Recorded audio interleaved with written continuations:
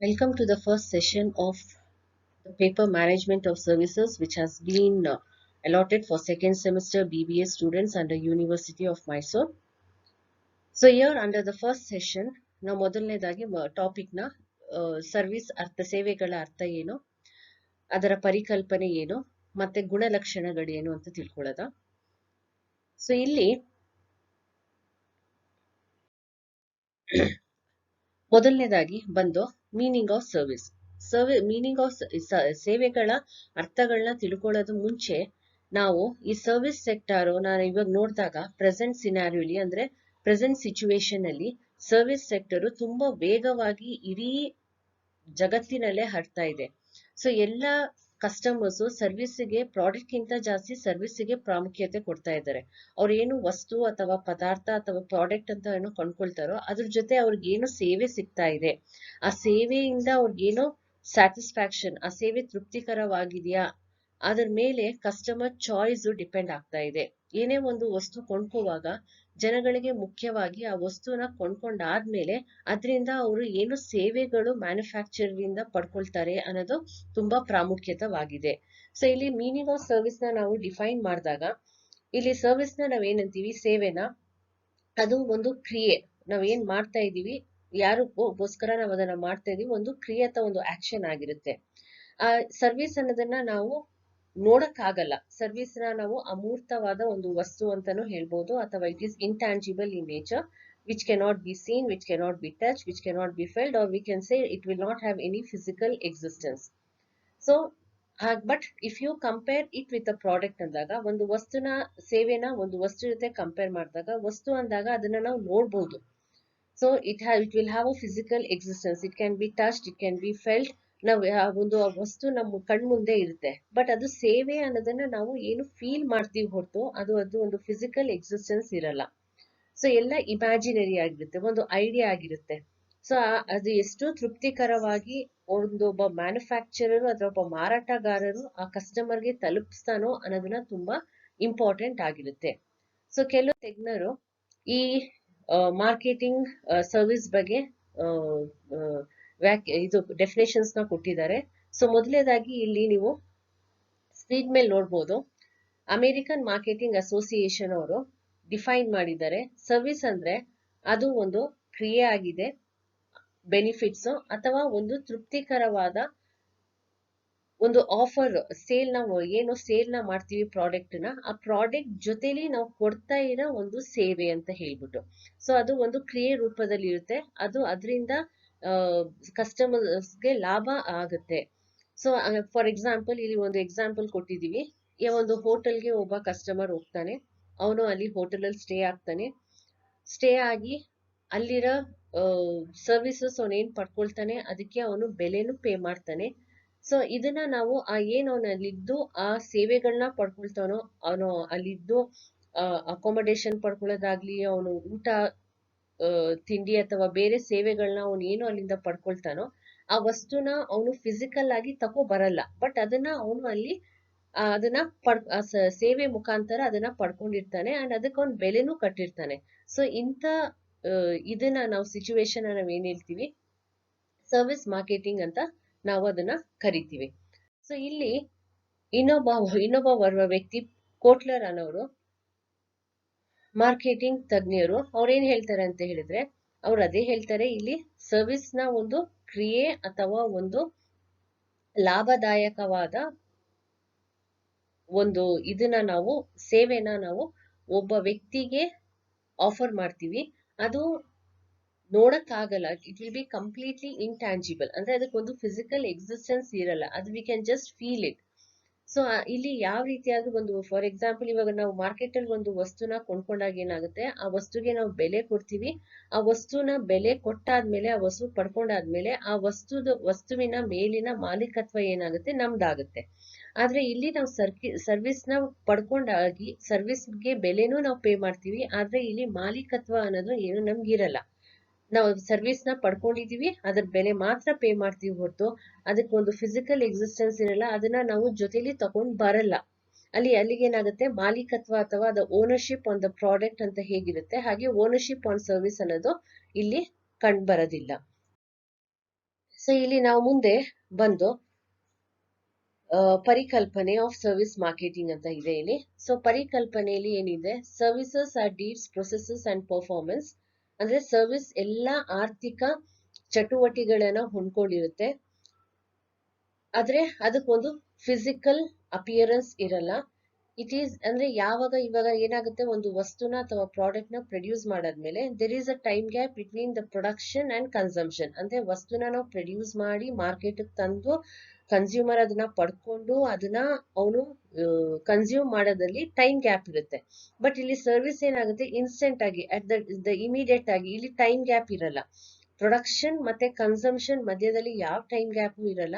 As soon as the service is render, it is accepted by the customer ಅಂತ ಹೇಳ್ತೀವಿ. So ಇಲ್ಲಿ for example ನಾವು amusement park ಇರ್ಬೋದು, ನಾವು ಏನು ಮೆಡಿಕಲ್ ಸರ್ವಿಸಸ್ ಇರ್ಬೋದು, ಅಥವಾ ಇವಾಗ ನಾನು ಏನ್ ಪಾಠ ಮಾಡ್ತಾ ಇದ್ದೀನಿ, it's a form of service which is in the form of teaching. Transportation ಇರ್ಬೋದು, ಕಮ್ಯುನಿಕೇಶನ್ ಇರ್ಬೋದು, ಎಜುಕೇಶನ್ ಸರ್ವಿಸಸ್ ಇರ್ಬೋದು. ಸೊ ಹಾಗೆ ನಾವು ಮುಂದೆ ಹೋದಾಗ ಸರ್ವಿಸಸ್ ನ ನಾವು 2 ವಿಧಗಳಲ್ಲಿ ಕ್ಲಾಸಿಫೈ ಮಾಡ್ಬೋದು. ಸೊ ಮೊದಲನೇದಾಗಿ ನಾವು ಕೋರ್ ಸರ್ವಿಸಸ್ ಅಂತ ತಗೊಳ್ತೀವಿ. ಸೊ ಕೋರ್ ಸರ್ವಿಸಸ್ ಮತ್ತೆ ಸಪ್ಲಿಮೆಂಟರಿ ಸರ್ವಿಸಸ್. ಕೋರ್ ಸರ್ವಿಸಸ್ ಬಂದು ಪ್ರಮುಖ ಸೇವೆಗಳು ಅಂತ ಹೇಳ್ತೀವಿ. So it is a primary purpose. ಅಂದ್ರೆ ನಮ್ಗೆ ತುಂಬಾ ಬೇಸಿಕ್ ಆಗಿ ಅಗತ್ಯವಾಗಿ ಒಂದು ಇಮಿಡಿಯೇಟ್ ಆಗಿ ನಮ್ಗೆ ಸಿಗೋ ಸರ್ವಿಸ್. ಫಾರ್ ಎಕ್ಸಾಂಪಲ್, ಇವಾಗ ನೀವು ಒಂದು ಸೆಲೂನ್ಗೆ ಹೋಗ್ತೀರಾ, you will get a hair cut, ಅಥವಾ services rendered by lawyer service ಇರ್ಬೋದು, ಅಥವಾ ಸರ್ವಿಸಸ್ ರೆಂಡರ್ಡ್ ಬೈ ಟೀಚರ್ ಇರ್ಬೋದು. ಸೊ ಹಾಗೆ ನೆಕ್ಸ್ಟ್ ಬಂದು ನಮ್ಮ ಹತ್ರ ಸಪ್ಲಿಮೆಂಟರಿ ಸರ್ವಿಸಸ್ ಅಂತ ಹೇಳ್ತೀವಿ, ಅದನ್ನ ಪೂರಕ ಸೇವೆಗಳು ಅಂತ ಹೇಳ್ತೀವಿ. ಸೊ ಇದನ್ನ ನಾವು ಒಂದು ವಸ್ತುನ ಮಾರಾಟ ಮಾಡಿದಾಗ ಆ ವಸ್ತುವಿನ ಜೊತೆಯಲ್ಲಿ ಕೂಡ ಸೇವೆಗಳು, ಸೊ ಅದನ್ನ ನಾವು ಸಪ್ಲಿಮೆಂಟರಿ ಸರ್ವಿಸಸ್ ಅಥವಾ ಪೂರಕ ಸೇವೆಗಳು ಅಂತ ಹೇಳ್ತೀವಿ. ಎಕ್ಸಾಂಪಲ್, ಇವಾಗ ನಾವು ಎಲ್ಲ ನೋಡ್ತಾ ಇದೀವಿ ಸರ್ವಿಸಸ್. ಇವಾಗ ಅಮೆಝಾನ್ಗೆ ನಾವು ಆನ್ಲೈನ್ ಪರ್ಚೇಸ್ ಮಾಡಕ್ಕೆ ಆರ್ಡರ್ ಮಾಡ್ತೀವಿ. ಸೊ ನಮ್ಗೆ ಪ್ರಾಡಕ್ಟ್ ಪರ್ಚೇಸ್ ಮಾಡ್ತಿದೀವಿ, ಜೊತೆಲಿ ನಮ್ಗೆ ಆ ಪ್ರಾಡಕ್ಟ್ ನ ಮನೆ ಬಾಗ್ಲಿಗೆ ತಲುಪಿಸ್ತಾರೆ. ಅಂದ್ರೆ they will have home delivery. ಹಾಗೆ ನಾವು ಮನೇಲೆ ಕೂತ್ಕೊಂಡು ಯಾವ್ದಾದ್ರು ರೆಸ್ಟೋರೆಂಟ್ ಅಥವಾ ಹೋಟೆಲ್ ಅಲ್ಲಿ ನಾವು ಊಟನ ಆರ್ಡರ್ ಮಾಡಿದಾಗ ನಮ್ಗೆ ಒಂದು ಆ ಸರ್ವಿಸ್ ನ ಮತ್ತೆ ಹೋಮ್ ಡೆಲಿವರಿ ಸರ್ವಿಸಸ್ ನ ಪ್ರೊವೈಡ್ ಮಾಡ್ತಾರೆ. ಮಿನಿಮಮ್ ನಾವು ಕೊಡ್ತಾ ಇರೋ ಪ್ರಾಡಕ್ಟ್ ಮೇಲೆ ಬೆಲೆ ಮೇಲಿಂದ ಒಂದು ಅಡಿಷನಲ್ ಚಾರ್ಜಸ್ ಆಗಿ ಒಂದು ಮಿನಿಮಮ್ ಬಿಲ್ ವ್ಯಾಲ್ಯೂನ ಹಾಕಿ ಅವರು ನಾವು ಎಕ್ಸ್ಟ್ರಾ ಚಾರ್ಜಸ್ ನ ಪೇ ಮಾಡಿ ನಾವು ತಗೊಳ್ತೀವಿ. ಕೆಲವೊಂದು ಇವಾಗ ಕಾಂಪಿಟೇಷನ್ ಜಾಸ್ತಿ ಆಗಿದೆ, ಆನ್ಲೈನ್ ಸರ್ವಿಸಸ್ ಎಲ್ಲ ಜಾಸ್ತಿ ಆಗಿದೆ. ಆನ್ಲೈನ್ ಸರ್ವಿಸಸ್ ಜಾಸ್ತಿ ಆಗಿ ಏನಾಗುತ್ತೆ, ನೀವು ನೋಡ್ಬೋದು, ಮಿನಿಮಮ್ ನೀವು ಇಷ್ಟು ಪರ್ಚೇಸ್ ಮಾಡಿದಾಗ ನಿಮಗೆ ಡೆಲಿವರಿ ಚಾರ್ಜಸ್ ಫ್ರೀ ಆಗಿ ಕೊಡ್ತೀವಿ. ಅಂದ್ರೆ ನಿಮ್ಗೆ ಯಾವ್ದು ಟ್ರಾನ್ಸ್ಪೋರ್ಟೇಷನ್ ಕಾಸ್ಟ್ ಚಾರ್ಜ್ ಮಾಡಲ್ಲ, ನೀವು ಬರೀ ಪ್ರಾಡಕ್ಟ್ ವ್ಯಾಲ್ಯೂನ ಪೇ ಮಾಡ್ತೀರಾ, ನಿಮ್ಗೆ ಫ್ರೀ ಆಗಿ ಸರ್ವಿಸ್ ನ ಕೊಡ್ತೀವಿ ಅಂತ ಹೇಳ್ತಾರೆ. ಸೊ ಇದನ್ನ ನಾವು ಸಪ್ಲಿಮೆಂಟರಿ ಸರ್ವಿಸಸ್ ಅಂತ ಹೇಳ್ತೀವಿ. ಸೊ ಹೀಗೆ ಅದು ನಾವು ಮುಂದೆ ಸರ್ವಿಸಸ್ ಇನ್ ಡೀಟೇಲ್ ಆಗಿ ನಾವು ಹೋಗೋದ್ ಮುಂಚೆ will just have a glance over the differences between goods and services. ಅಂದ್ರೆ ಸರಕುಗಳು ಮತ್ತೆ ಸೇವೆಗಳ ಮಧ್ಯೆ ಇರೋ ಡಿಫ್ರೆನ್ಸ್ ಏನು, ವ್ಯತ್ಯಾಸ ಏನು ಅಂತ ನೋಡೋದ. ಸೊ ಇಲ್ಲಿ ನಾವು ಮೊದಲೇ ಹೇಳಿದೆ, ನಾವು ಸ್ಟಾರ್ಟಿಂಗ್ ಅಲ್ಲಿ ನಾವು ಸೆಷನ್ ಶುರು ಆದ ತಕ್ಷಣ, ಸೊ ಅಂದ್ರೆ ಗೂಡ್ಸ್ ಅಥವಾ ಒಂದು ಪ್ರಾಡಕ್ಟ್ ಅಂದ್ರೆ it is a physical commodity. ಅಂದ್ರೆ ಅದಕ್ಕೊಂದು ಫಿಸಿಕಲ್ ಎಕ್ಸಿಸ್ಟೆನ್ಸ್ ಇರುತ್ತೆ, ಅದನ್ನ ನಾವು ನೋಡ್ಬೋದು, ಅದನ್ನ ನಾವು ಟಚ್ ಮಾಡ್ಬೋದು, ಆ ವಸ್ತುದು ಒಂದು ಫಿಸಿಕಲ್ ಅಪಿಯರೆನ್ಸ್ ಅನ್ನೋದು ಇರುತ್ತೆ. ಆದ್ರೆ ಸರ್ವಿಸ್ ಅಥವಾ ಸೇವೆಗಳನ್ನ ತಗೊಬಂದಾಗ ಅದು ಒಂದು ಕ್ರಿಯೆ ಆಗಿರುತ್ತೆ. ವಸ್ತು ಒಂದು ಫಿಸಿಕಲ್ ಕಮಾಡಿಟಿ, ಇಲ್ಲಿ ಬಂದು ಸೇವೆ ಅಂತ ತಗೊಂಡಾಗ ಅದು ಒಂದು ಆಕ್ಟಿವಿಟಿ ಅಥವಾ ಕ್ರಿಯೆ ಅಂತ ಆಗಿರುತ್ತೆ. ಸೊ ಅದನ್ನ ಆ ವಸ್ತುನ ನಾವು ಫಿಸಿಕಲ್ ಎಕ್ಸಿಸ್ಟೆನ್ಸ್ ಅಲ್ಲಿ ನೋಡ್ತೀವಿ, ಅದನ್ನ ಟ್ಯಾಂಜಿಬಲ್ ಅಂತ ಹೇಳ್ತೀವಿ, ಸ್ಪಷ್ಟವಾದದ್ದು, ಇಂಟ್ಯಾಜಿಬಲ್ ಅಮೂರ್ತವಾದದ್ದು. ಸೊ ಹಾಗೇನೆ ಅದು ಹೋಮೋಜಿನಿಯಸ್ ಏಕರೂಪ, ಹೆಟ್ರೋಜಿನಿಯಸ್. ಸೊ ಇಲ್ಲಿ ನಾವು ಒಂದು ಪ್ರಾಡಕ್ಟ್ ನ ನೋಡಿದಾಗ ಅದರದ್ದು ಒಂದೇ ವಿಧವಾಗಿರುತ್ತೆ. ಅಂದ್ರೆ ಒಂದು ಪ್ರಾಡಕ್ಟ್ ಎಕ್ಸಿಸ್ಟೆನ್ಸ್ ನೋಡಿದಾಗ ಅದರದ್ದು ಒಂದು ಕಂಪ್ಲೀಟ್ ಫಿಸಿಕಲ್ ಎಕ್ಸಿಸ್ಟೆನ್ಸ್ ಏನಿರುತ್ತೆ ಅದು ಚೇಂಜ್ ಆಗಲ್ಲ. ಆದ್ರೆ ನಾವು ಸರ್ವಿಸಸ್ ನೋಡಿದಾಗ ಸರ್ವಿಸ್ ನ ನಾವು ಬೇರೆ ಬೇರೆ ರೀತಿಯಲ್ಲಿ ಪ್ರೊವೈಡ್ ಮಾಡ್ತೀವಿ. ಈಗ ಪ್ರೀವಿಯಸ್ ಆಗಿ ಹೇಳಿದ್ರೆ there are 2 types of services, core services ಮತ್ತೆ ಸಪ್ಲಿಮೆಂಟರಿ ಸರ್ವಿಸಸ್ ಅಂತ. ಸಪ್ಲಿಮೆಂಟರಿ ಸರ್ವಿಸಸ್ ಅಲ್ಲಿ ಬಂದು ರೀಚಿಂಗ್ ದ ಬೇಸಿಕ್ ಸರ್ವಿಸ್ ನಾವೇನ್ ಹೇಳ್ತೀವಿ, whether it's services rendered by a teacher or a lawyer or a doctor or ಈ ಸೆಲೂನ್ ಅಲ್ಲಿ ಒಬ್ಬ ಹೇರ್ ಕಟ್ ಮಾಡೋನ್ ಇರ್ಬೋದು, ಬಾರ್ಬರ್ ಇರ್ಬೋದು, ಯಾರೇ ಇರ್ಬೋದು. ಸೊ ಅದನ್ನ ನಾವು ಸಪ್ಲಿಮೆಂಟರಿ ಸರ್ವಿಸಸ್ ಅಲ್ಲಿ ವಿಧವಾದ ಸರ್ವಿಸಸ್ ನ different ways of services that are rendered after selling the product, ಅದು ಭಿನ್ನ ಜಾತಿಯಲ್ಲಿ ಇರುತ್ತೆ. ಸೊ ಹಾಗೆ ಪ್ರೊಡಕ್ಷನ್ ಮತ್ತೆ ಡಿಸ್ಟ್ರಿಬ್ಯೂಷನ್ ಅಲ್ಲಿ ಇವಾಗ ನಾವು ಪ್ರೊಡಕ್ಷನ್ ಮತ್ತೆ ಕನ್ಸಂಪ್ಷನ್ ಮಧ್ಯದಲ್ಲಿ the products has to be produce, then it has to be distributed to various channels of distribution, then it has to reach to the consumers. ಅದಾನಂತರ ಕನ್ಸ್ಯೂಮರ್ಸ್ ಆ products ನ consume ಮಾಡ್ತಾರೆ. ಅಲ್ಲಿಗೆ ಟೈಮ್ ಗ್ಯಾಪ್ ಅನ್ನೋದು ಇರುತ್ತೆ. ಆದ್ರೆ ಇಲ್ಲೇನಾಗುತ್ತೆ, production ಅಲ್ಲಿ ಸೇವೆಗಳನ್ನ ನಾವು ತಲುಪಿಸುವಾಗ ಏನಾಗುತ್ತೆ, ಪ್ರೊಡಕ್ಷನ್ ಆಗಿರ್ಲಿ ಅಥವಾ ಅದನ್ನ ಡಿಸ್ಟ್ರಿಬ್ಯೂಷನ್ ಆಗಿರ್ಲಿ ಅಥವಾ ಕನ್ಸಂಪ್ಷನ್ ಆಗಿರ್ಲಿ ಜೊತೆಯಲ್ಲಿ ಆಗುತ್ತೆ, ಸೈಮಲ್ಟೇನಿಯಸ್ ಆಗಿ ಆಗುತ್ತೆ. ಅಲ್ಲಿ ಟೈಮ್ ಗ್ಯಾಪ್ ಇರಲ್ಲ. ಸ್ಪಾಟ್ ಅಲ್ಲಿ ಆ ಸರ್ವಿಸ್ ಪ್ರೊಡ್ಯೂಸ್ ಆಗುತ್ತೆ, ಅದೇ ಆ ಆಗಿರೋ ಸರ್ವಿಸ್ ಕನ್ಸ್ಯೂಮರ್ ಅಲ್ಲೇ ಕನ್ಸ್ಯೂಮ್ ಅಂದ್ರೆ ಪಡ್ಕೊಳ್ತಾನೆ. ಅಲ್ಲಿ ಅದಕ್ಕೇನಾಗುತ್ತೆ, ನಾವು ವಸ್ತುಗಳಂದ್ರೆ ಗೂಡ್ಸ್ ಅಥವಾ ವಸ್ತುಗಳನ್ನ ನಾವು ಸ್ಟೋರ್ ಮಾಡ್ಬೋದು. ಆದ್ರೆ ಅಲ್ಲಿ ವೇರ್ ಹೌಸಸ್ ಅಲ್ಲೆಲ್ಲ ನಾವು ಸ್ಟೋರ್ ಮಾಡ್ತೀವಿ, because there is a time gap. Whereas services ನ cannot be stored. Instantly produce ಮಾಡ್ತೀವಿ, it will be consumed by the customer, so it cannot be stored. So finally here about the transfer of ownership, ಮಾಲೀಕತ್ವ ಬಗ್ಗೆ. So ಇಲ್ಲೇನಾಗುತ್ತೆ, ಒಂದು ವಸ್ತುನ ನಾವು ಕೊಂಡ್ಕೊಂಡಾಗ ಆ ಬೆಲೆನ pay ಮಾಡಾದ್ಮೇಲೆ ಆ ವಸ್ತು ಮೇಲೆ ಕಂಪ್ಲೀಟ್ ಆಗಿ ಆ ಕನ್ಸ್ಯೂಮರ್ ಹಕ್ಕಿರುತ್ತೆ, ಅಂದ್ರೆ ಅವನು ಆ ವಸ್ತುಗೆ ಮಾಲೀಕನಾಗ್ತಾನೆ. ಆದ್ರೆ ಇಲ್ಲಿ ಸರ್ವಿಸ್ ಅಲ್ಲಿ ownership is separate from the consumer. There is nothing which is being taken by the consumer in the form of a physical product. So therefore there is no question of transfer of ownership. So ಇಲ್ಲಿ ownership ಅನ್ನ ಮಾಲೀಕತ್ವ ಅನ್ನೋದು ಇರಲ್ಲ. So these are the differences between goods and services. So ಮುಂದೆ ಬಂದು ಗುಣಗಳನ್ನ ಲಕ್ಷಣಗಳನ್ನ ನೋಡೋದ. ಗುಣಲಕ್ಷಣಗಳನ್ನ ನಾವು ನೋಡಿದಾಗ ಸರ್ವಿಸಸ್ ಇಲ್ಲಿ ಒಂದು ಚಾರ್ಟ್ ನ ಡಿಸ್ಪ್ಲೇ ಮಾಡಿದೀನಿ. ಸೊ ಈ ಚಾರ್ಟ್ ಅಲ್ಲಿ ನೋಡ್ಬೋದು. ಸೊ ಮೊದಲನೇ ಪಾಯಿಂಟ್ ಆಗಿ ನಾವು ಲ್ಯಾಕ್ ಆಫ್ ಓನರ್ಶಿಪ್ ಅಂತ ತಗೊಳ್ತೀವಿ. We go move on to the next slide. So ಇಲ್ಲಿ ಲ್ಯಾಕ್ ಆಫ್ ಓನರ್ಶಿಪ್ ಅಂದ್ರೆ ಮಾಲೀಕತ್ವದ ಕೊರತೆ. ಸೊ ನಾನು ನಿಮ್ಗೆ differences between goods and services ಹೇಳ್ದಾಗನೇ ಹೇಳ್ದೆ. So there is no question of ownership in service while rendering service. ಅಂದ್ರೆ ಇಲ್ಲಿ ಒಂದು ಗುಣಲಕ್ಷಣ, ನಾವು ಮುಖ್ಯವಾದ ಗುಣಲಕ್ಷಣ ಏನಂದ್ರೆ, ಒಂದು ಸರ್ವಿಸ್ ನ ಕೊಂಡ್ಕೊಂಡಾಗ ಅಲ್ಲಿ ನಾವು ಆ ಪ್ರಾಡಕ್ಟ್ ಅಲ್ಲಿ ಮಾಲೀಕತ್ವನ ಹೇಗ್ ಪಡ್ಕೊಳ್ತೀವೋ ಹಾಗೆ ಆ ಸರ್ವಿಸ್ ಮಾಲೀಕತ್ವನ ಪಡ್ಕೊಳಕ್ ಆಗಲ್ಲ. ಸೊ ಇಲ್ಲಿ it cannot be owned or stored like you can own or store a product ಅಂತ ಹೇಳ್ತೀವಿ. For example, you purchase a ಕಾರ್ನ ಪರ್ಚೇಸ್ ಮಾಡಿದಾಗ it is a product, it will have a physical existence, will become the owner of the car. But the services that is rendered, ಇವಾಗ ನೀವು ಕಾರ್ನ purchase ಮಾಡಾದ್ಮೇಲೆ offers ಇರುತ್ತೆ. ಇಷ್ಟು kilometres ತನಕ ನಿಮ್ಗೆ ಫ್ರೀ ಸರ್ವಿಸಸ್ ಮಾಡ್ತೀವಿ, ಫ್ರೀಯಾಗಿ ಆಯಿಲ್ ಚೇಂಜ್ ಮಾಡ್ತೀವಿ, ಫ್ರೀಯಾಗಿ ನಿಮ್ಗೆ ಬೇರೆ ಬೇರೆ ರೀತಿಯಾದ ಸರ್ವಿಸಸ್ ನ ಆ ರಿಲೇಟೆಡ್ ಪ್ರಾಡಕ್ಟ್ ಗೆ ಏನು ಸರ್ವಿಸಸ್ ಕೊಡ್ಬೋದು ಶೋರೂಮ್ ಅಲ್ಲಿ, ಅದೆಲ್ಲ ನಿಮ್ಗೆ ಮೆನ್ಷನ್ ಮಾಡಿರ್ತಾರೆ. ಸೊ ನೀವು ಸರ್ವಿಸಸ್ ನ ಪಡ್ಕೊಂಡಾಗ ಆ ಕಾರ್ ಅನ್ನೋ ವಸ್ತು ನಿಮ್ದಾಗಿರುತ್ತೆ. ಬಟ್ ಅವ್ರು ಏನ್ ಸರ್ವಿಸಸ್ ಮಾಡ್ತಾರೋ ಆ ಇನ್ಸ್ಟೆಂಟ್ ಆಗಿ ಆ ಸರ್ವಿಸಸ್ ನ ನೀವು ಪಡ್ಕೊಳ್ತೀರಾ ಹೊತ್ತು ಆ ಸರ್ವಿಸಸ್ ಮಾಲೀಕತ್ವನ ನೀವು ಪಡ್ಕೊಳ್ಳೋದಿಲ್ಲ. ಸೊ ಮುಂದುವರೆದಾಗ ಎರಡನೇ ಗುಣಲಕ್ಷಣ ಏನ್ ಹೇಳುತ್ತೆ ಅಂದ್ರೆ ಇಂಟ್ಯಾಂಜಿಬಿಲಿಟಿ, ಅಸ್ಪಷ್ಟತೆ. ಅಂದ್ರೆ ಸ್ಟಾರ್ಟಿಂಗ್ ಅಲ್ಲಿ ನಿಮ್ಗೆ ಪ್ರತಿ ಸಲ I am repeating that services are intangible in nature. That is, it cannot be tasted, it cannot be felt, it cannot be heard, or it cannot be smelled before they are bought. So ಬರೀ ಅದನ್ನ ನಾವು try ಮಾಡ್ಬೋದು ಹೊರತು. For example, ಇವಾಗ motor insurance ಮಾಡ್ತೀರಾ ಅಂದ್ರೆ, example ನಾವು previous ಹೇಳಿದೆ, ನೀವು ಕಾರ್ ಪರ್ಚೇಸ್ ಮಾಡ್ತೀರಾ, ಕಾರಿಗೆ ಇನ್ಶೂರೆನ್ಸ್ ಮಾಡ್ತೀರಾ.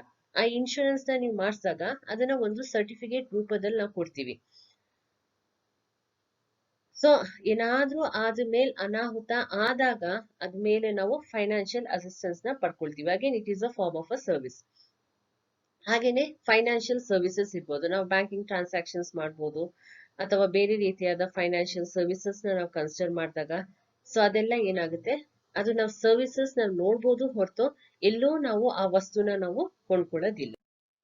ಸೊ ಮೂರನೇ ಗುಣಲಕ್ಷಣ ಏನ್ ಹೇಳುತ್ತೆ ಅಂದ್ರೆ ಇನ್ಸೆಪರೇಟಬಿಲಿಟಿ, ಬೇರ್ಪಡಿಸಲಾಗದಿರುವಿಕೆ. ಇಲ್ಲಿ personal service cannot be separated from the individual, and some personal services are created and consumed simultaneously. ಇಲ್ಲಿ ಏನಾಗುತ್ತೆ, ಒಂದು ಇಂಡಿವಿಜುವಲ್, ಒಬ್ಬ ವ್ಯಕ್ತಿ ಒಬ್ಬ ಸರ್ವಿಸ್ ನ ಅವನು ಪಡ್ಕೊಂಡಾಗ ಸೊ ಅದನ್ನ ನಾವು ಸೆಪರೇಟ್ ಮಾಡ್ಕೊಳಕ್ಕಾಗಲ್ಲ. ಅದು ಸೈಮಲ್ಟೇನಿಯಸ್ ಆಗಿ ಅದನ್ನ ಇಮಿಡಿಯೇಟ್ ಆಗಿ ಒಬ್ಬ ಸರ್ವಿಸ್ ಕೊಡ್ತಾನೆ, ಇನ್ನೊಬ್ಬ ಸರ್ವಿಸ್ ಪಡ್ಕೊಳ್ತಾನೆ. ಫಾರ್ ಎಕ್ಸಾಂಪಲ್, ನೀವು ಹುಷಾರಿದ್ದಾಗ ಡಾಕ್ಟರ್ ಹತ್ರ ಹೋಗ್ತೀರಾ, ಡಾಕ್ಟರು ನಿಮ್ನ ಟ್ರೀಟ್ ಮಾಡ್ತಾನೆ, ನಿಮ್ನ ಮೆಡಿಸಿನ್ ಕೊಡ್ತಾನೆ. ಸೊ ಅಲ್ಲಿಗೆ ಬರೀ ಅವ್ರ ಪೇಷಂಟ್ ನ ಆ ಪ್ರೆಸೆನ್ಸ್ ಅಲ್ಲಿ ಡಾಕ್ಟರು ಮತ್ತೆ ಪೇಷಂಟ್ ಪ್ರೆಸೆನ್ಸ್ ಅಲ್ಲಿ ಆ ಸರ್ವಿಸ್ ರೆಂಡರ್ ಆಗುತ್ತೆ. ಅಂದ್ರೆ ಒಬ್ಬ ಡಾಕ್ಟರು ಆ ಪೇಷಂಟ್ ನ ನೋಡಿ ಅವನ ಕಾಯಿಲೆ ಬಗ್ಗೆ ಆಗ್ಲಿ ಅಥವಾ ಅವ್ನಿಗೆ ಏನ್ ಮೆಡಿಸಿನ್ ಕೊಡ್ಬೇಕು ಅದನ್ನ ಅವನ ಸರ್ವಿಸ್ ಮುಖಾಂತರ, that is a form of service that will be done by a doctor. So ಅಲ್ಲಿಗೆ ಏನಾಗುತ್ತೆ, ಸೊ ಕೆಲವೊಂದು ವಿಷಯ ಇವಾಗ ಪ್ರಾಡಕ್ಟ್ ಅಲ್ಲಿ they should be exchange of goods ಅಂತ ಹೇಳ್ತೀವಿ. So here there is no exchange of goods. That means it is inseparable. Person service cannot be separated from the ಒಬ್ಬ ವ್ಯಕ್ತಿಯಿಂದ ಇನ್ನೊಬ್ಬ ವ್ಯಕ್ತಿಯ ಸರ್ವಿಸ್ ನ ನಾವು ಬೇರ್ಪಡಿಸಕ್ ಆಗಲ್ಲ. ಸೊ ಮುಂದೆ ಹೊರಿತಾ ನಾವು ಹೋದಾಗ ನೆಕ್ಸ್ಟ್ ಗುಣಲಕ್ಷಣ ಏನ್ ಹೇಳುತ್ತೆ ಅಂದ್ರೆ ವೇರಿಯಬಿಲಿಟಿ, ವ್ಯತ್ಯಾಸ. ಸೊ ಅಂದ್ರೆ ಕ್ವಾಲಿಟಿ ಆಫ್ ಸರ್ವಿಸ್ ಏನ್ ಕೊಡ್ತಾರೆ ಕಂಪನಿಯವರಾಗ್ಲಿ ಅಥವಾ ಒಬ್ಬ ಮ್ಯಾನುಫ್ಯಾಕ್ಚರರ್ ಅಥವಾ ಪ್ರೊಡ್ಯೂಸರ್, ಬೇರೆ ಬೇರೆ ರೀತಿಯಲ್ಲಿ ಆ ಕ್ವಾಲಿಟಿ ಆಫ್ ಸರ್ವಿಸ್ ಚೇಂಜ್ ಆಗ್ತಾ ಇರುತ್ತೆ. ಸೊ ಅಂದ್ರೆ it depends upon the provider. ಆ ಮ್ಯಾನುಫ್ಯಾಕ್ಚರರ್ ಅಥವಾ ಏನ್ ಸರ್ವಿಸ್ ಪ್ರೊವೈಡ್ ಮಾಡ್ತಾನೋ, ಸೊ ಸಿಚುವೇಶನ್ ಮೇಲೆ ಹೇಗೆ ಯಾವಾಗ ಯಾವ ರೀತಿಯಾದ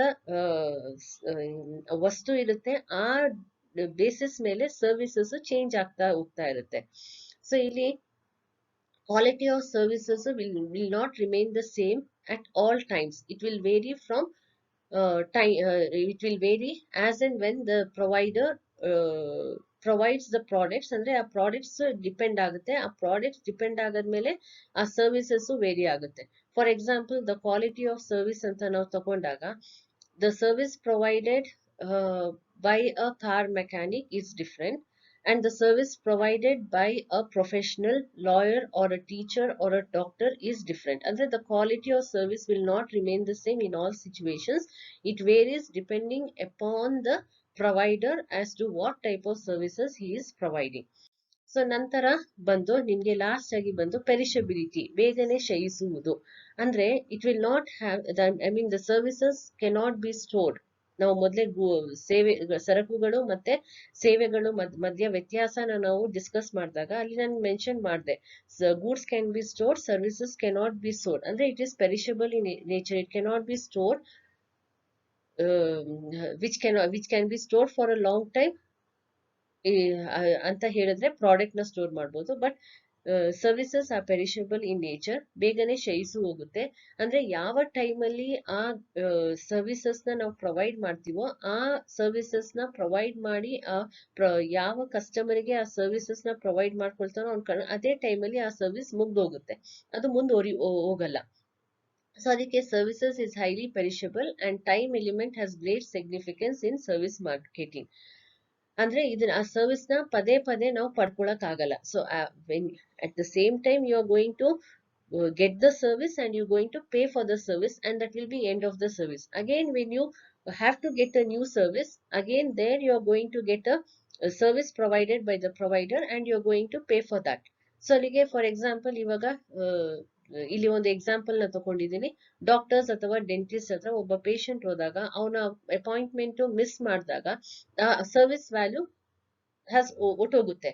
ಸೊ ಅಂದ್ರೆ ಆ ಟೈಮಲ್ಲಿ ಅವನ್ಗೆ ಆ ನೋವಿದೆ, ಅವನ ಆ ಟೈಮಲ್ಲಿ ಅವನ ಡಾಕ್ಟರ್ ಅಪಾಯಿಂಟ್ಮೆಂಟ್ ತಗೊಂಡಿದ್ದಾನೆ, ಆ ಡಾಕ್ಟರ್ ಆ ಟೈಮಲ್ಲಿ ಅವನು ಟ್ರೀಟ್ ಮಾಡ್ತಾನೆ ಅಂದ್ರೆ ಆ ಟೈಮಿಗೆ ಅದರದ್ದು ಒಂದು ವ್ಯಾಲ್ಯೂ ಅಥವಾ ಬೆಲೆ ಇರುತ್ತೆ. ಸೊ ಅದು ಹೋದ ನಂತರ ಅದಕ್ಕೊಂದು ಬೆಲೆ ಅನ್ನೋದು ಇರಲ್ಲ. ಸೊ ಅದಕ್ಕೆ ನಾವು it is perishable in nature ಅಥವಾ ಬೇಗನೆ ಕ್ಷಯಿಸುವ ಸೇವೆ ಅಂತಾನು ನಾವು ಹೇಳ್ತೀವಿ. ಸೊ ನೆಕ್ಸ್ಟ್ ಬಂದು ಯೂಸರ್ ಪಾರ್ಟಿಸಿಪೇಷನ್, ಬಳಕೆದಾರರ ಭಾಗವಹಿಸುವಿಕೆ ಅಂತ ಹೇಳ್ತೀವಿ. So user participation in every service production. ಅಂದ್ರೆ ಇಲ್ಲಿ ಯೂಸರ್ ಅಂದ್ರೆ even when the user is not required to be at the location where the service is performed, users participate is every service production ಅಂತ ಹೇಳ್ತೀವಿ. ಅಂದ್ರೆ service ನ ಒಬ್ಬ ವ್ಯಕ್ತಿಯಿಂದ ನಾವು ಬೇರ್ಪಡಿಸಕ್ ಆಗಲ್ಲ. It cannot be separated from its provider but neither can be separated from the user.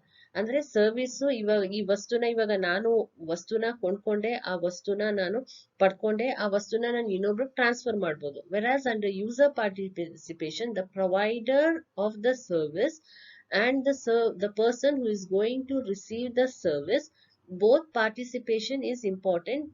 Both cannot be separated from each other. Neither it can be separated from the user nor it can be separated from the provider. So ಹಾಗೇನೆ ಅದರದ್ದು ಪ್ರಾಮುಖ್ಯತೆನ ನೋಡಿದ important service marketing. So ಮೊದಲನೇದಾಗಿ ಇಲ್ಲಿ ನಾವು importance ನ ನಾವು list ಮಾಡಿದಾಗ it is a key ಡಿಫ್ರೆನ್ಶಿಯೇಟರ್ ಅಂತ ನಾವು ಇಲ್ಲಿ ಮೆನ್ಷನ್ ಮಾಡಿದೀವಿ. ಸೊ ಅಂದ್ರೆ ಇಲ್ಲಿ ಒಬ್ಬ ಡಿಫ್ರೆನ್ಶಿಯೇಟರ್ ಅಂದ್ರೆ ನಾವು ಸರ್ವಿಸಸ್ ಅಲ್ಲಿ ಕನ್ಸ್ಯೂಮರು ವ್ಯತ್ಯಾಸಗಳನ್ನ ನೋಡ್ತಾರೆ. ಅಂದ್ರೆ ಯಾವ ಕಂಪನಿ ಅಥವಾ ಯಾವ ಸರ್ವಿಸ್ ಪ್ರೊವೈಡರ್ ಇರ್ತಾನೆ ಅವ್ನು ಯಾವ ರೀತಿಯಾದ ಸರ್ವಿಸ್ ಪ್ರೊವೈಡ್ ಮಾಡ್ತಾನೆ ಅದ್ರ ಮೇಲೆ ಅವರು ಜಡ್ಜ್ ಮಾಡ್ತಾರೆ ಪ್ರಾಡಕ್ಟ್ ನ ಕೊಂಡ್ಕೋಬೇಕಾ ಅಥವಾ ಪ್ರಾಡಕ್ಟ್ ನ ಕೊಂಡ್ಕೋಬಾರ್ದ ಅಂದ್ರೆ ಒಂದು ಬ್ರ್ಯಾಂಡ್ ಇಮೇಜ್ ಕ್ರಿಯೇಟ್ ಮಾಡೋದಾಗ್ಲಿ ಅಥವಾ ಒಂದು ಕಂಪನಿ ಅಥವಾ ಪ್ರೊಡ್ಯೂಸರ್ ರೆಪ್ಯುಟೇಷನ್ ನ ನಾವು ಇನ್ಕ್ರೀಸ್ ಮಾಡೋದಾಗ್ಬೇಕಾದ್ರೆ ಕನ್ಸ್ಯೂಮರ್ ಮೇಲ್ ಡಿಪೆಂಡ್ ಆಗುತ್ತೆ. ಕನ್ಸ್ಯೂಮರ್ ಯಾಕಂದ್ರೆ ಹಿಲ್ ಬಿ ಜಡ್ಜಿಂಗ್ ಅಂದ್ರೆ ಯಾವ ಪ್ರಾಡಕ್ಟ್ ಇಂದ ಅವ್ರಿಗೆ ಜಾಸ್ತಿ ಸ್ಯಾಟಿಸ್ಫ್ಯಾಕ್ಷನ್ ಸಿಗ್ತಾ ಇದೆ ಅಂದ್ರೆ ಯಾವ ಪ್ರೊಡ್ಯೂಸರು ಅಥವಾ ಮ್ಯಾನುಫ್ಯಾಕ್ಚರರು ಸರ್ವಿಸಸ್ ಚೆನ್ನಾಗಿ ಪ್ರೊವೈಡ್ ಮಾಡ್ತಾ ಇದ್ದಾನೋ ಅವ್ರಿಗಲ್ಲಿ ಒಂದು ಗುಡ್ ವಿಲ್ ಕ್ರಿಯೇಟ್ ಆಗುತ್ತೆ.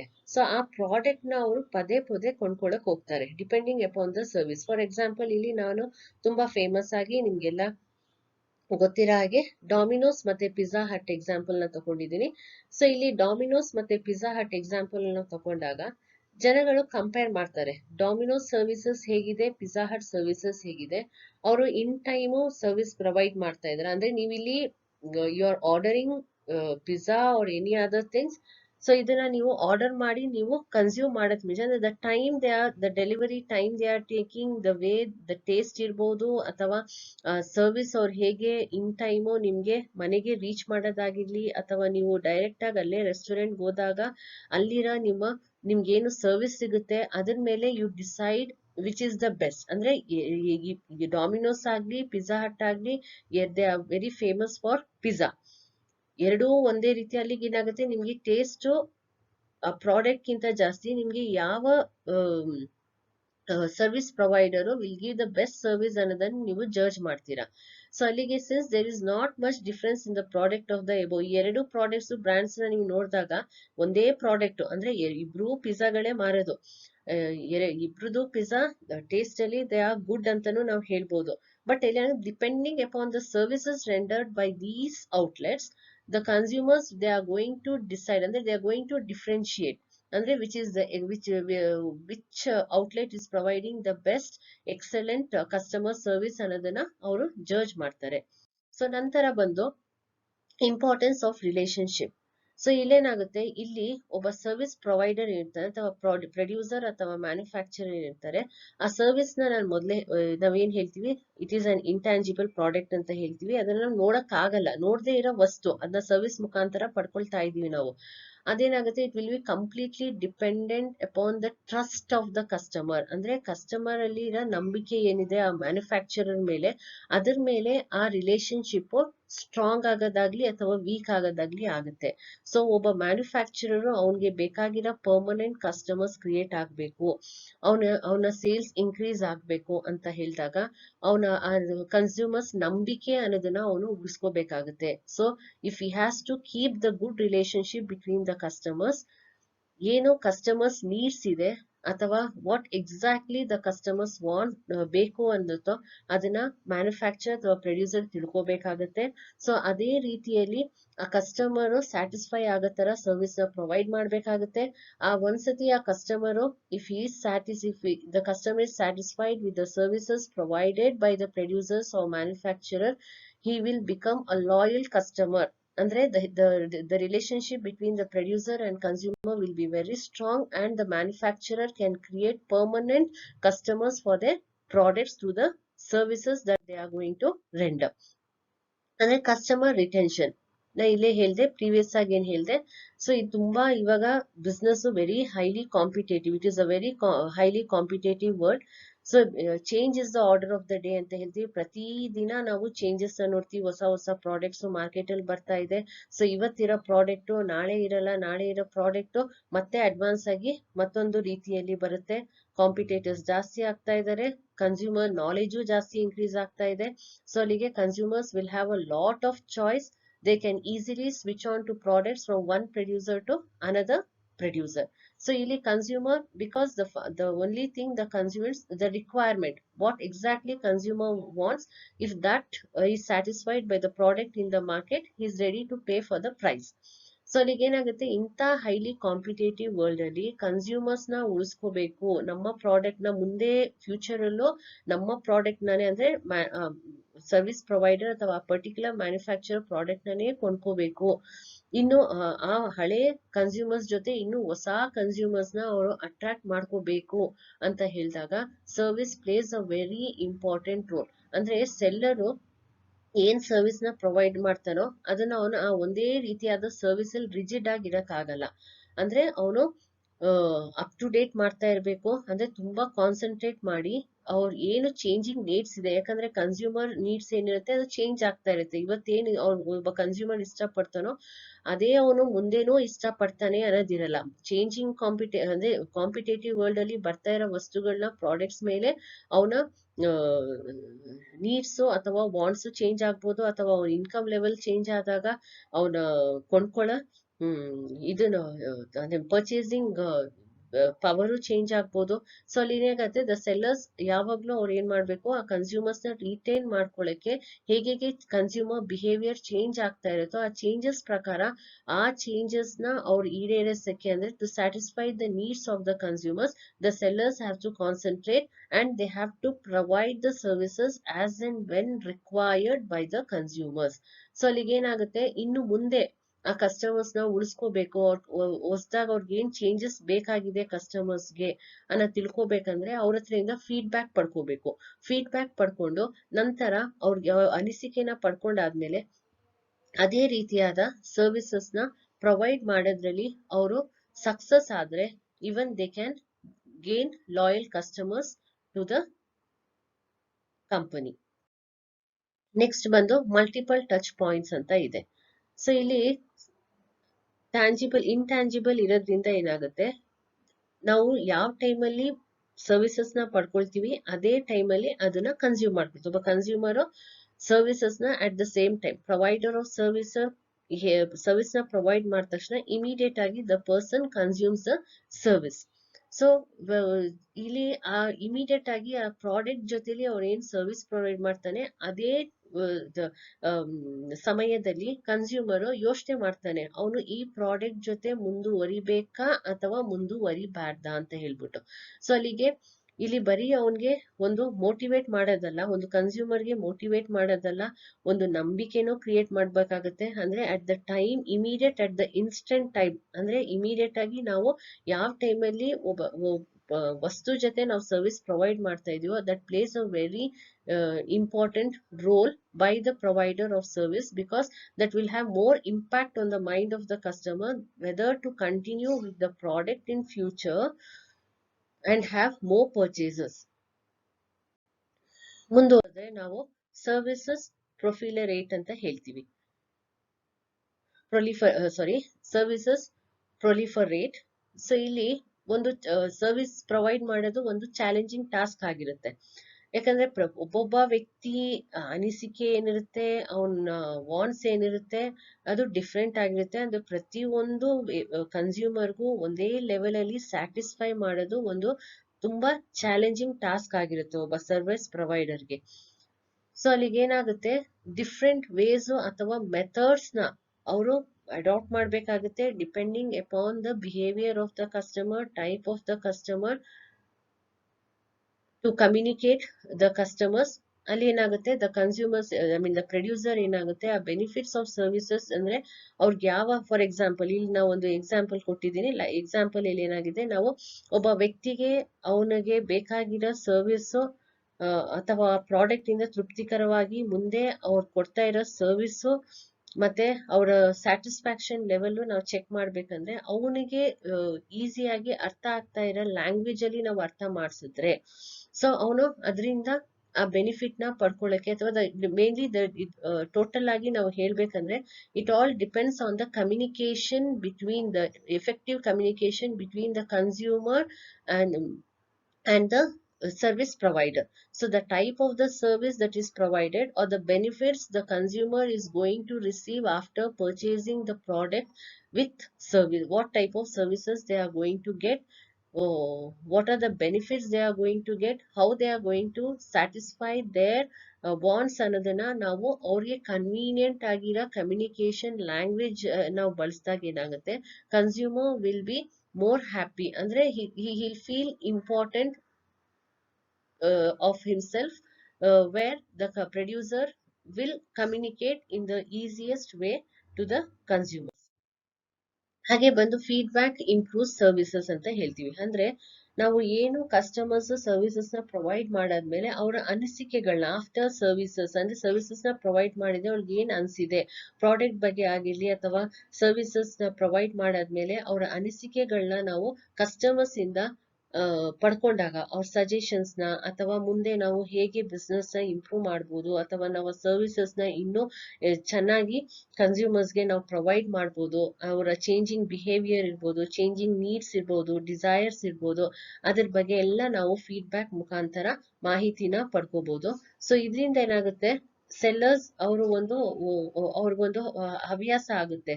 ರೆಗ್ಯುಲರ್ ಫೀಡ್ಬ್ಯಾಕ್ಸ್ ನ ನಾವು ತಗೊಂಡಾಗ ರೆಗ್ಯುಲರ್ ಆಗಿ ಕಸ್ಟಮರ್ ಬಗ್ಗೆ ಸ್ಟಡಿ ಮಾಡಕ್ಕೆ ಅವ್ರಿಗೆ ಬೇಕಾಗಿರೋದು ಏನು, ಅವ್ರಿಗೆ ಹೇಗೆ ನಾವು ಸ್ಯಾಟಿಸ್ಫೈ ಮಾಡ್ಬೋದು, ಇನ್ನು ಮುಂದೆ ಹೇಗೆ ಸರ್ವಿಸಸ್ ನ ಇಂಪ್ರೂವ್ ಮಾಡ್ಬೋದು, ಅವರ ಟ್ರಸ್ಟ್ ನ ಬಿಲ್ಡ್ ಅಪ್ ಮಾಡ್ಬೋದು, ನಾವು ಪರ್ಮನೆಂಟ್ ಕನ್ಸ್ಯೂಮರ್ಸ್ ನ ಹೇಗೆ ನಮ್ಮ ಬಿಸ್ನೆಸ್ ಗೆ ಅಥವಾ ನಮ್ಮ ಪ್ರಾಡಕ್ಟ್ ಗೆ ನಾವು ಕನ್ಸ್ಯೂಮರ್ಸ್ ನ ಉಳ್ಕೋಬಹುದು, ಹೊಸ ಕನ್ಸ್ಯೂಮರ್ಸ್ ನ ಹೇಗೆ ಅಟ್ರಾಕ್ಟ್ ಮಾಡ್ಬೋದು ಅನ್ನೋದೆಲ್ಲ ನಾವು ಇಲ್ಲಿ ಮಾಡ್ಕೋಬಹುದಾಗುತ್ತೆ. ಸೊ ನೆಕ್ಸ್ಟ್ ಬಂದು ಟೆಕ್ನಾಲಜಿಕಲ್ ಇಂಪ್ಯಾಕ್ಟ್ಸ್ ಅಂತ ಹೇಳ್ತೀವಿ. ಟೆಕ್ನಾಲಜಿ ಅನ್ನೋದು it is a very big boon for the service sectors. So ಇಲ್ಲಿ ಏನಾಗುತ್ತೆ, ಒಂದು ಯಾವುದೇ ಒಂದು ವಸ್ತುನ ನಾವು ಕೊಂಡ್ಕೊಳ್ಳೋದ್ ಮುಂಚೆ ಏನ್ ಮಾಡ್ತೀವಿ, ಫಸ್ಟ್ ಇನ್ಫಾರ್ಮೇಶನ್ ಒಬ್ಬ ಕನ್ಸ್ಯೂಮರ್ ಏನ್ ಮಾಡ್ತಾನೆ, ಇನ್ಫಾರ್ಮೇಶನ್ ನ ಕಲೆಕ್ಟ್ ಮಾಡ್ತಾನೆ. For example, if you want to buy a mobile phone, so mobile phone ನ ಇವಾಗ everything is on the tips of the fingers. ನಾವೇನ್ ಮಾಡ್ತೀವಿ, ಒಂದು ಯಾವುದೋ ಒಂದು ಎಲೆಕ್ಟ್ರಾನಿಕ್ ವಸ್ತು ಆಗಿರ್ಲಿ ಅಥವಾ ಒಂದು ಮೊಬೈಲ್ ಫೋನ್ ಆಗ್ಲಿ, ಏನೇ ಒಂದು ಕೊಂಡ್ಕೋಬೇಕಂದ್ರೆ ನಾವೇನ್ ಮಾಡ್ತೀವಿ, ಮೊದಲು ಬ್ರೌಸ್ ಮಾಡಿ ನೋಡ್ತೀವಿ. So will go to the internet ಅಲ್ಲಿ ನಾವು ಗೂಗಲ್ ಹೋಗಿ ಎಲ್ಲಾ ಬ್ರಾಂಡ್ಸ್, ಯಾವ್ಯಾವ ಬ್ರಾಂಡ್ಸ್ ಇದೆ, what is the online prices that is charge, what are the models ಅನ್ನೋದನ್ನ ಕನ್ಸ್ಯೂಮರ್ ಏನ್ ಮಾಡ್ತಾನೆ, ಮೊದಲು ಇನ್ಫಾರ್ಮೇಶನ್ ನ ತಾನಾಗಿ ಅವನು ಪಡ್ಕೊಂಡಾದ್ಮೇಲೆ ನೀವು ನೋಡ್ಬೋದು, ಇಂಟರ್ನೆಟ್ ಅಲ್ಲಿ ಚೆಕ್ ಮಾಡುವಾಗ ಯಾವ್ದಾದ್ರು ಒಂದು ವಸ್ತು ಬಗ್ಗೆ ನಿಮ್ಗೆ ರಿವ್ಯೂಸ್ ಎಲ್ಲ ಸಿಗುತ್ತೆ. ಅಲ್ಲಿ ಕಸ್ಟಮರ್ಸ್ ಪರ್ಚೇಸ್ ಮಾಡಾದ್ಮೇಲೆ ಆ ಕಂಪನಿ ಸರ್ವಿಸ್ ಹೇಗಿದೆ, ಪ್ರಾಡಕ್ಟ್ ಬಗ್ಗೆ ಆಗಿರ್ಲಿ ಅಥವಾ ಏನೇ ಇರ್ಲಿ, ಒಳ್ಳೇದಾಗಿರ್ಲಿ ಅಥವಾ ಅವ್ರಿಗೇನು ಅದರಿಂದ ಡಿಸ್ಸ್ಯಾಟಿಸ್ಫ್ಯಾಕ್ಷನ್ ಆಗಿದೆ, ರಿವ್ಯೂಸ್ ಅಲ್ಲಿ ನೋಡ್ಕೋಬಹುದು. ರಿವ್ಯೂಸ್ ಅಲ್ಲಿ ನೋಡಿದಾಗ ಆ ಒಂದು ಪ್ರಾಡಕ್ಟ್ ಕೊಂಡ್ಕೊಳ್ಬಹುದಾ ಅಥವಾ ಕೊಂಡ್ಕೋಬಾರ್ದಾ ಅನ್ನೋದನ್ನ ಡಿಸಿಷನ್ ಕನ್ಸ್ಯೂಮರ್ ಮಾಡ್ತಾನೆ. ಸೊ ಅದಕ್ಕೆ ಏನಾಗುತ್ತೆ, ಇಂಟರ್ನೆಟ್ ತುಂಬಾ ದೊಡ್ಡ ರೋಲ್ ಪ್ಲೇ ಮಾಡುತ್ತಿಲ್ಲಿ. ಸೊ ಎಲ್ಲಾ ಡೀಟೇಲ್ಸ್ ಕನ್ಸ್ಯೂಮರ್ ತಿಳ್ಕೊಂಡಿದ್ದು ನಂತರ ಅವನು ಅಂದ್ರೆ ಹೋಗಿ ವಸ್ತುನ ಕೊಂಡ್ಕೊಳ್ತಾನೆ. ಸೊ ಅಲ್ಲಿಗೆ ಏನಾಗುತ್ತೆ, ಟೆಕ್ನಾಲಜಿ ಮ್ಯಾಕ್ಸಿಮಮ್ ಆಗಿ ಇಂಟರ್ನೆಟ್ ಮುಖಾಂತರ ಕನ್ಸ್ಯೂಮರ್ಸ್ ಗೆ ರೀಚ್ ಆಗ್ತಾ ಇರೋದ್ರಿಂದ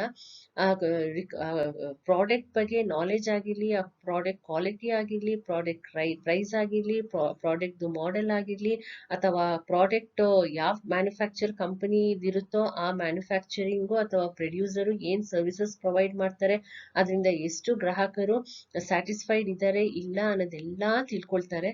ಸೊ ಅದರಿಂದ technology plays a very important role in the changing behaviour and the purchasing power of the consumers ಅಂತ ಹೇಳ್ಬೋದು. Okay, thank you.